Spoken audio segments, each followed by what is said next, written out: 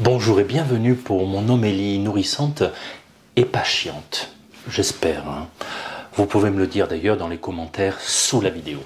Avec l'évangile de ce dimanche, j'ai l'impression que Jésus exagère, oui. Dimanche dernier, en effet, il nous a donné en exemple une personne qui trahit son pays, vole de l'argent aux pauvres. Et cette semaine, bis repetita avec Zachée, un collecteur d'impôts pour l'occupant romain, donc un traître, et très certainement un voleur. Non seulement je pense que Jésus exagère, mais en plus qu'il cherche à nous provoquer.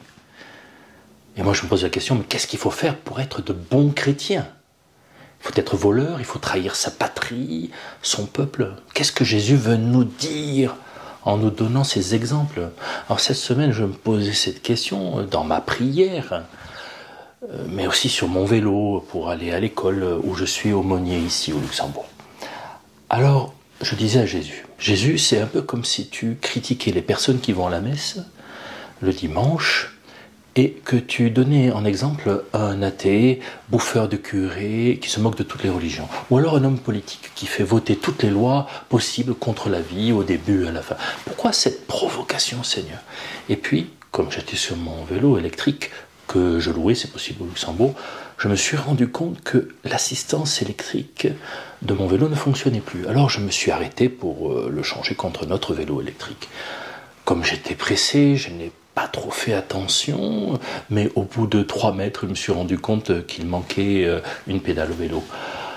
Donc je m'arrête de nouveau pour le changer, et c'est là que m'est venue la réponse à cette soi-disant provocation de Jésus. Jésus, tu ne veux évidemment pas que nous soyons des voleurs, des ennemis de la vie et des traîtres à nos pays. Non, non, non, non.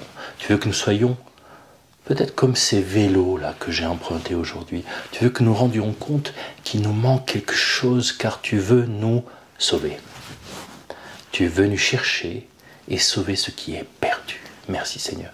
Alors je me suis dit, oui c'est vrai Seigneur, que je suis fort et nous sommes forts, je pense, pour remplir nos journées, remplir toutes les cases de notre vie, paraître parfait, sans faille. Pourtant Seigneur, tu chéris nos fragilités quand nous les portons à toi. Seigneur Jésus, cette semaine, je vais davantage confier mes faiblesses et mes manques pour que tu puisses davantage me rejoindre, pour que je puisse davantage être avec toi. Ainsi mes faiblesses deviendront des forces. En plus, cette semaine, c'est la Toussaint. Et puis, nous prions aussi pour tous nos défunts. Et donc, c'est un devoir de charité, de prier pour eux, de faire dire des messes. Ça, c'est très important aussi. Vous pouvez me contacter, je suis très bon pour ça. Et je pense que nous pouvons entendre aussi leur voix à nos chers défunts qui nous disent, mais arrête de planquer tes difficultés à Jésus derrière ton petit doigt, il les voit. Arrête de courir partout à vouloir être parfait comme une poule sans tête.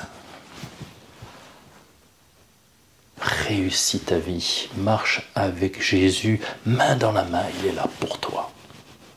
Oui, je pense qu'il nous dit ça, nos défunts. Qu'est-ce que vous en pensez? Et surtout, dites-moi comment vous réagissez à l'évangile de ce dimanche. Mettez des pouces et likes, abonnez-vous, abonne-toi si tu veux bien.